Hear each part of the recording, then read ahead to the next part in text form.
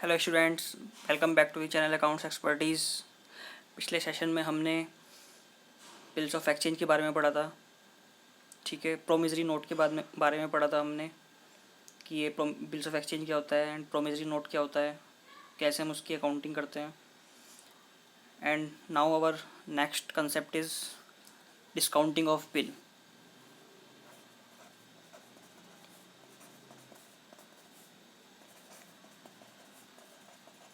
हम बिल्स को डिस्काउंट कैसे करते हैं और किसके थ्रू कराते हैं। ठीक है, लेट सपोज हम एक एग्जांपल लेते हैं। ये राम है,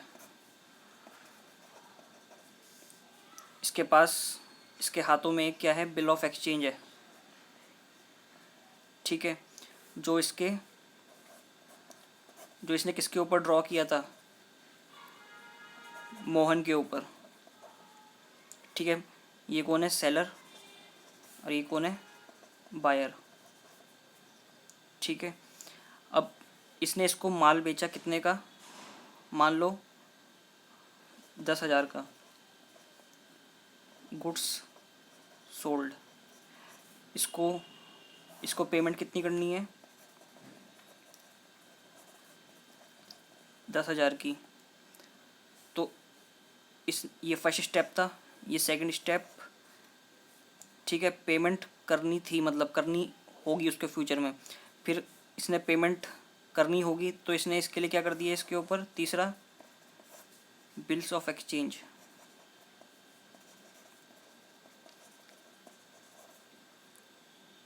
का इंस्ट्रूमेंट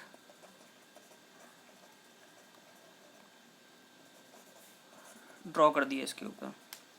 ठीक है, अब इसको पैसे कितने महीने बाद मिलेंगे, let suppose bills of exchange draw कर दिया और उसमें पेमेंट कब होगा, यहाँ पेमेंट फ्यूचर में करनी होगी, फ्यूचर में करनी होगी। ठीक है, अब पेमेंट जब इसने बिल्स ऑफ एक्सचेंज पर ड्रॉ किया तो payment let suppose 1 month later है, 1 महीने बाद, 1 मंथ लेटर।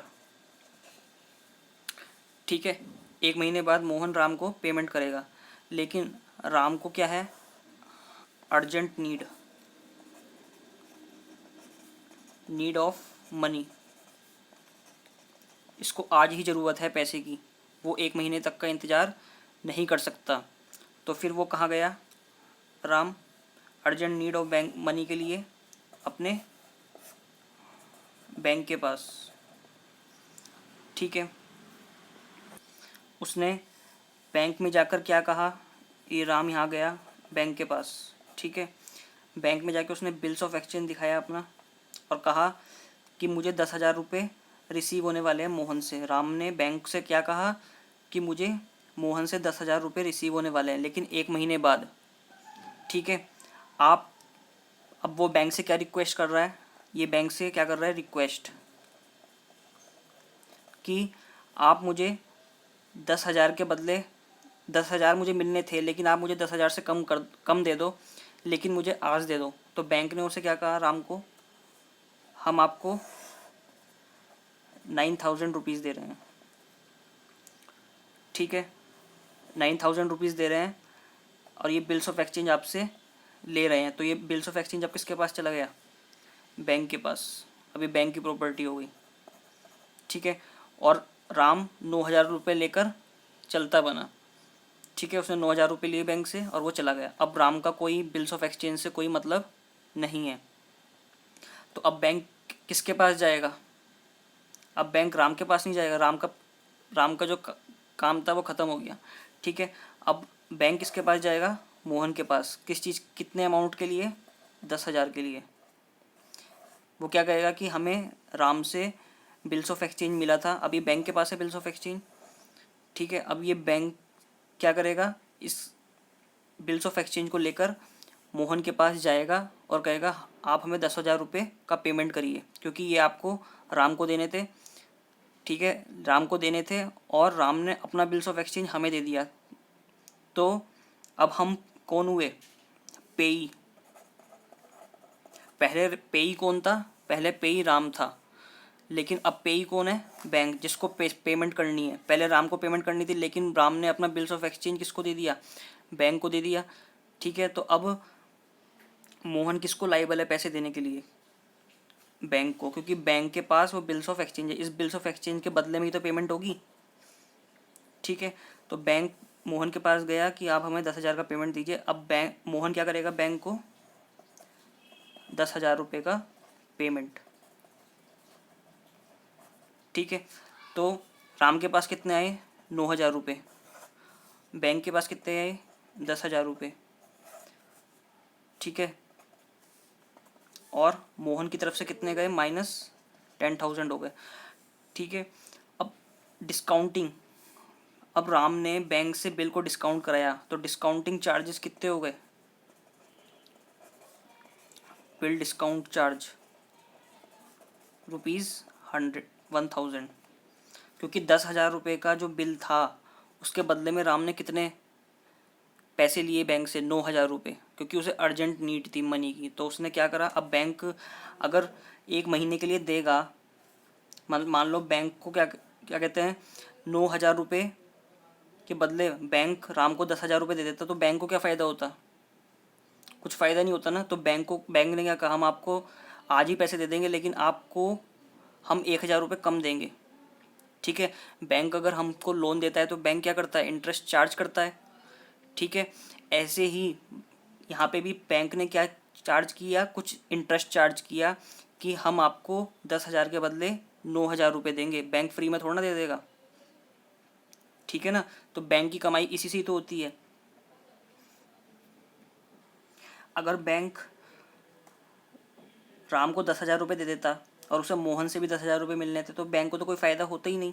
बैंक को अपना इंटरेस्ट चाहिए, बैंक को भी फ़ायदा चाहिए। बैंक फ़ायदा कब करेगा? जब उसको मिलने 10,000 होंगे और उसने राम को 9,000 रुपये दिए, तो ऑटोमेटिकली बैंक को कितने का फ़ायदा हुआ? 10,000 रुपये बैंक को रिसीव हुए। किससे? मोहन से। ठीक है, माइनस उसने राम को कितने दिए? 9,000। ठीक है, तो 1,000 रुपये क्या हो गया? बैंक का फ़ायदा, प्रॉफिट। ठीक है, इसलिए जब डिस्काउंट कराते हैं बैंक से कोई भी, तो इसमें किसका फ़ायदा होता है? बैंक का फ़ायदा होता है। Now our next topic is endorsement of bill.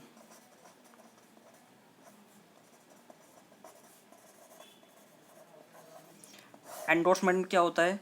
जैसे अभी हमने राम का एग्जांपल देखा, ये राम है। ठीक है, एक मोहन था और मान लेट सपोज एक श्याम है। ठीक है, श्याम कौन है? ये राम का क्रेडिटर है। श्याम ने राम को माल बेचा,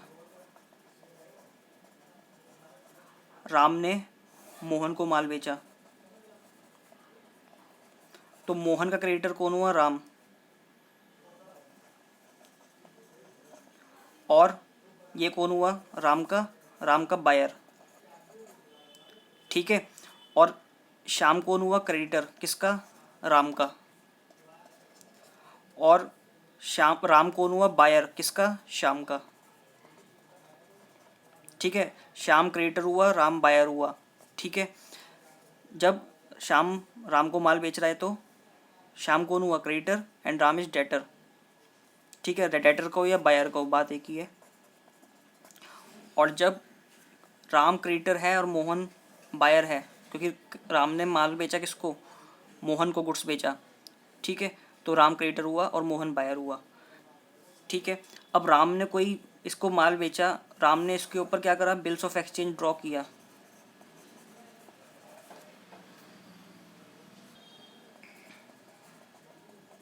ठीक है, अब इसको क्या करना होगा? इसको पेमेंट करनी होगी, पेमेंट करनी होगी फ्यूचर में।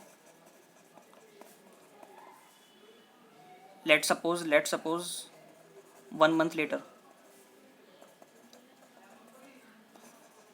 ठीक है, अब राम ने भी कुछ माल खरीदा होगा श्याम से, ठीक है, मान लो कुछ उधार खरीदा राम ने भी माल, और राम को श्याम को कितना पेमेंट देना होगा, मान लो 10,000 ही पेमेंट देना था, ठीक है, ये इससे ज़्यादा भी हो सकता है।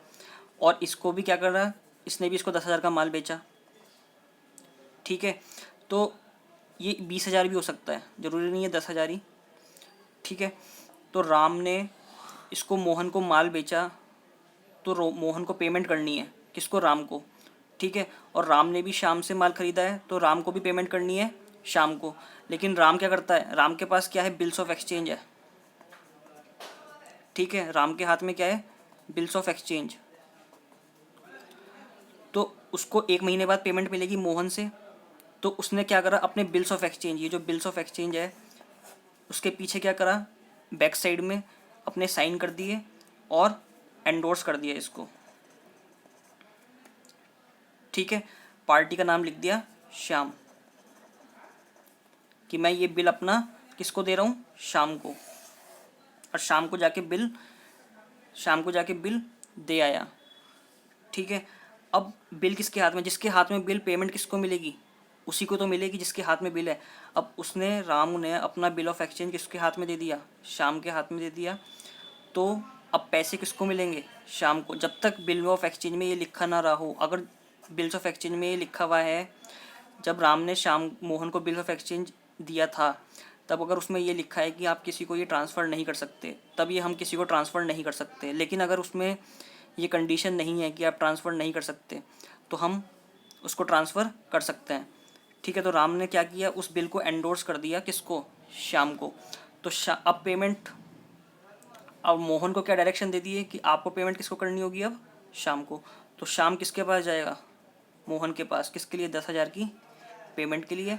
और मोहन उसको किसको पेमेंट करेगा, शाम को, ₹10,000, ठीक है। इसमें से वैसे तो पेई कौन है, पेई तो राम था, लेकिन बिल किसके नाम पे एंडोर्स हो गया, शाम के नाम पर, तो पेमेंट किसको करेगा, मोहन शाम को पेमेंट करेगा, ठीक है। तो अब पेई कौन हो गया, श्याम। सेम जो हमने पहले कंसेप्ट पढ़ा डिस्काउंटिंग में, राम क्या था, पेई था, राम को पेमेंट होनी थी, लेकिन राम ने अपना बिल किसको डिस्काउंट करा दिया, बैंक से डिस्काउंट कराया, तो बिल्स ऑफ एक्सचेंज बैंक के हाथ में था, तो अब पेमेंट किसको करनी होगी, बैंक को करनी होगी। तो इस केस में कौन हो गया, बैंक, पेई हो गया, ठीक है। सिमिलरली इस केस में पहले पेई कौन था, राम था, लेकिन राम ने अपना बिल एंडोर्स मतलब ट्रांसफ़र कर दिया, ठीक है, साइन करके। तो शाम को क्या कर दी, शाम को अपना बिल एंडोर्स कर दिया, तो पेमेंट कौन करेगा, मोहन शाम को पेमेंट करेगा, शाम के, क्योंकि बिल ऑफ एक्सचेंज किसके हाथ में, अब शाम के हाथ में, इसके हाथ से बिल ऑफ एक्सचेंज शाम के हाथ में पहुंच गया, तो अब मोहन किसको पेमेंट करेगा, शाम को। तो इसको कहेंगे कि राम ने अपने क्रेडिटर के फेवर में बिल को एंडोर्स कर दिया है, ठीक है। इसे कहते हैं endorsement of bill in favour of creditor.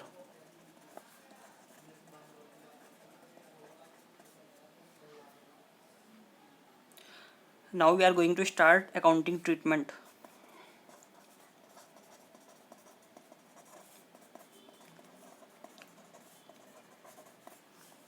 of bills of exchange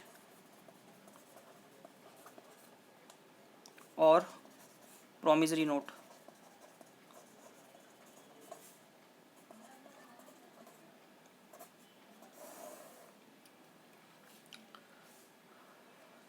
सबसे पहली बात,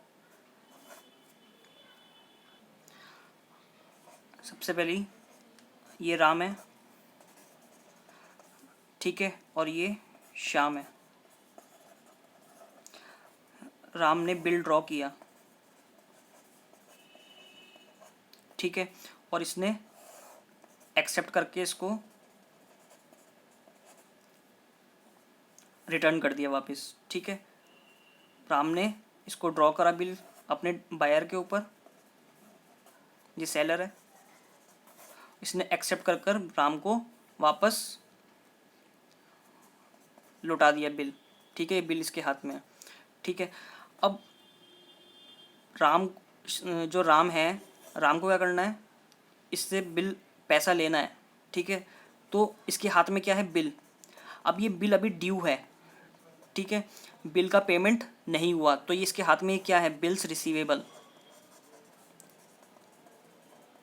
जो कि अभी रिसीव होना है, जिनके ऊपर पैसा अभी देना मतलब लेना बाकी है, ठीक है। अभी राम के हाथ में क्या है, बिल्स रिसीवेबल, जिस पे पैसा लेना अभी बाकी है। और इसके हाथ में क्या था जब इसने साइन करके दिया, ठीक है, इसने भी तो अपने रिकॉर्ड में कहीं रखा होगा ना इस चीज़ को। तो यहाँ पे क्या है, ये है इसके हाथ में बिल्स पेबल, जो पैसा देना अभी बाकी है। तो राम को क्या करना है, पैसे लेने हैं, ठीक है। तो इसके हाथ में क्या है, इस तरह मतलब इसके हाथ में क्या है, इसकी प्रॉपर्टी, क्योंकि इस पे इसको पैसे रिसीव करने हैं। तो ये क्या है, इसकी एसेट। ये इसकी जब बैलेंस शीट बनेगी तो इसमें किस साइड दिखाएगा, एसेट साइड। तो ये इसकी एसेट्स है। और शाम की ये बिल्स पेबल क्या है, लाइबिलिटीज, लाइबिलिटी है, ठीक है। अब सेकंड केस आता है प्रोमिसरी नोट, ये था बिल्स ऑफ एक्सचेंज। अब आता है प्रोमिसरी नोट। सेम वही चीज़, राम ने शाम को बिल्ड क्या करा, गुड्स सोल्ड किया। अब इसने क्या करा, इसको प्रोमिसरी नोट दिया, ठीक है। तो इसके हाथ में क्या है, ये promissory note bills payable, same वही कंसेप्ट। इसके लिए ये क्या है, प्रोमिसरी नोट बिल्स पेबल, और इसके लिए प्रोमिसरी नोट क्या है, ये बिल्स रिसीवेबल,